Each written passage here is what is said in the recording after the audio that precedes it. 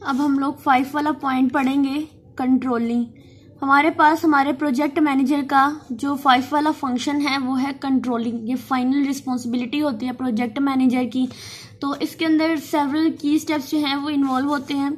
सबसे पहला आ जाता है हमारे पास सेटिंग प्रोजेक्ट स्टैंडर्ड्स। हमारे जो प्रोजेक्ट स्टैंडर्ड्स होते हैं उनको सेट करना, सेटिंग प्रोजेक्ट स्टैंडर्ड। तो इसके अंदर क्या क्या इंक्लूड हो सकता है?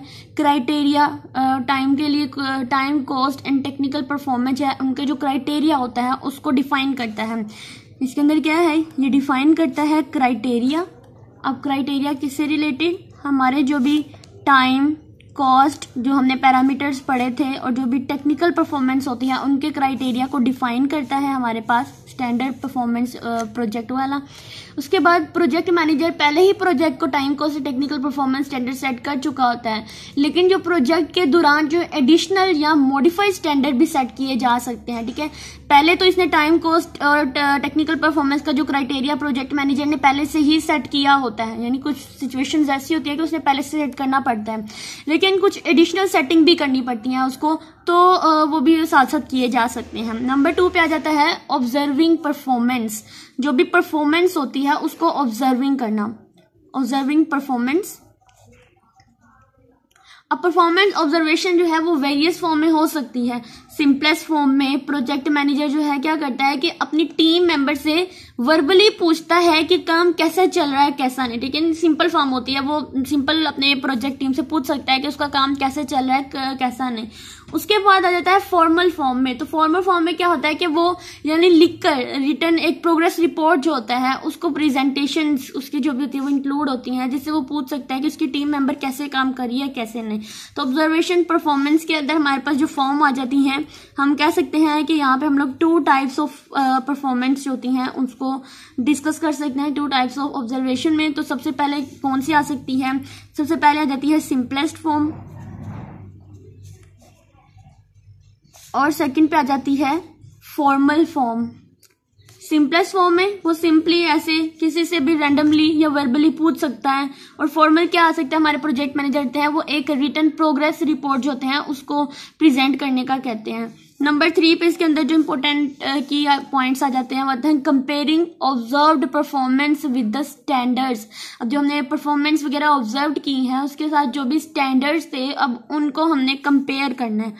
तो क्या पॉइंट बनेगा? कंपेयरिंग ऑब्जर्व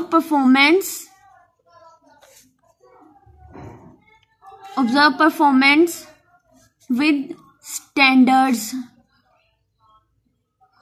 इसमें क्या होता है, हमारे जो प्रोजेक्ट मैनेजर को ऑब्जर्व की गई जो परफॉर्मेंस को पहले से सेट की गई स्टैंडर्ड के साथ कंपेयर करना पड़ता है। यानी ये वाले जो सेटिंग थी ये, और हमारे पास जो भी ये ऑब्जर्विंग परफॉर्मेंस थी, इन दोनों को एक दूसरे के साथ जो है वो सेट करना पड़ता है, इन दोनों एक दूसरे के साथ कंपेयर करना पड़ता है।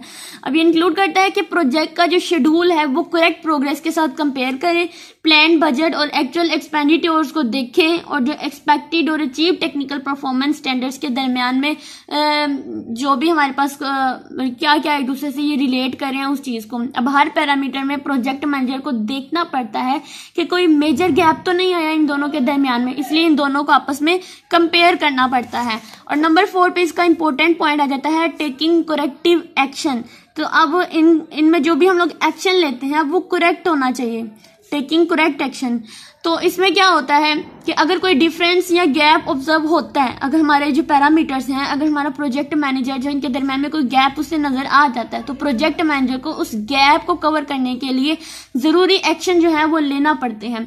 ये एक्शन जो है हो सकते हैं जैसे कि कोई चेंजिंग करनी पड़ती है, कोई पर्सनल चेंजिंग करनी पड़ती है, कोई ऑर्गेनाइजेशनल चेंजिंग करनी पड़ती है, या टेक्निकल जो परफॉर्मेंस थी उनके अंदर कोई ना कोई चेंजिंग करनी पड़ती है। यानी कुछ ना कुछ चेंजिंग करके ही वो इस गैप को कवर करने की कोशिश करता है। तो इसके ये जो टेकिंग करेक्ट एक्शन थी, इसके अंदर हमारे पास जो बेसिक पॉइंट आता है वो यही था कि कवर द गैप। जो हम लोगों ने अपने कंपेयरिंग के दौरान में जो पैरामीटर्स के अंदर कोई गैप फाइंड किया था उसको कवर करने के लिए हम लोग जो है वो ये करेक्ट एक्शन लेते हैं। तो एक्शन कैसे ले सकते हैं? हम लोग कोई ना कोई चेंजिंग करके, कोई पर्सनल चेंजिंग करके, जो हम लोगों ने सेटिंग की होती है उनको चेंज करके, तो हम लोग जो है इस गैप को कर सकते हैं। अब ये पूरा प्रोसेस एक साइकिल की तरह होता है जो प्रोजेक्ट के ड्यूरेशंस में कंटिन्यूसली रिपीट होता रहता है। इसका मतलब है कि time, cost, technical performance standard को रेगुलरली मॉनिटर करना पड़ता है और इनको अपडेट करना पड़ता है जैसे प्रोजेक्ट प्रोग्रेस होती है। ठीक है, अब अगर हम लोग इसका पूरा कंट्रोल साइकिल बनाएं तो सबसे पहले क्या हमने पढ़ा था कि सेटिंग प्रोजेक्ट स्टैंडर्ड्स, हमारे जो प्रोजेक्ट स्टैंडर्ड्स थे उनको हमने कहा सेटिंग करना, इसके टाइम, कॉस्ट, पैरामीटर वगैरह जो होते हैं। अब दूसरा साइकिल में अगर हम अगले फेज की तरफ चलें तो हमने क्या पढ़ा था, ऑब्जर्विंग परफॉर्मेंस, हमारी जो भी परफॉर्मेंस थी उसको ऑब्जर्व करना। और इसके हमने ऑब्जर्व करने के लिए दो टाइप्स पढ़ी थी। एक सिंपलेस्ट फॉर्म थी जिसके अंदर हमारा जो मैनेजर था वो वर्बली पूछ सकता है, और एक हम लोगों ने पढ़ी कि जिसके अंदर वो रिटर्न रिपोर्ट प्रोग्रेस है वो तैयार करता है। उसके बाद हम लोगों ने पढ़ा कंपेयरिंग, किसको कंपेयर करना, हमारी जो भी ऑब्जर्व परफॉर्मेंस को हमारे जो स्टैंडर्ड्स थे उनके साथ हम लोगों ने इसको ऑब्जर्व करना। और लास्ट पे आ जाता था हमारा एक टेकिंग करेक्ट एक्शन। और इसमें हम लोगों ने क्या करना था कि अगर हमने अपने जो भी पैरामीटर्स थे, टाइम, कॉस्ट, पैरामीटर, इनको अगर इनको हमने ऑब्जर्व करने के दौरान या कंपेयरिंग के दौरान अगर हम लोगों ने कोई ना कोई गैप देखा है तो उस गैप को फिल करने के लिए हम लोग जो है वो इस चीज का यूज करते हैं। तो ये हमारे पास कंट्रोल, इसको हम बोलते हैं कंट्रोल साइकिल। तो हमारा ये वाला जो है फंक्शन वाला टॉपिक होता है आज क्लियर। तो होप सो आप लोगों को इंशाल्लाह इसकी बहुत अच्छी समझ आई होगी। अगर कोई क्वेश्चन है तो आप मुझसे पूछ सकते हैं। अगर इसका हम नेक्स्ट डिस्कस करें, एक इम्पोर्टेंट इसके बाद टॉपिक आता है हमारे पास, वो आ जाता है developing the simulation project plan. तो developing the simulation project plan में भी हम लोग वही लिखेंगे जो हम लोगों ने अपने इस मैनेजर फंक्शंस के प्लान के अंदर लिखा था। Developing project plan, simulation project plan अगर आएगा तो इसके अंदर भी हम लोग तीन चीजों को ही डिस्कस करते हैं। एक हमारी वर्क ब्रेकडाउन स्ट्रक्चर होता है, एक हमारा लीनियर रिस्पॉन्सिबिलिटी चार्ट होता है, और दूसरा हमारे पास आ जाता है हमारा गैंट चार्ट। ठीक है, ये तीन चीजें जो होती हैं हम इसके अंदर यूज करते हैं। और इसको भी आप लोग पिछले वाला ही याद कर सकते हैं जो हमने पिछले लेक्चर्स दिए थे, उनके अंदर इन चीजों को मैंने क्लियरली डिस्कस कर दिया हुआ है कि वर्क ब्रेकडाउन स्ट्रक्चर क्या होता है और इसके कितने स्टेप्स थे हम लोगों ने इसको डिफाइन करने के लिए। उसके बाद लीनियर रिस्पॉन्सिबिलिटी चार्ट होती है, इसके अंदर हम लोगों ने इसको भी थोड़ा डिटेल से पढ़ा हुआ था, इसके पर्पस क्या है क्या नहीं, इसके अंदर कौन कौन से 5 आउटपुट्स वगैरह जो है वो कोड 5 कोड आ जाते हैं, उनको हमने डिस्कस किया।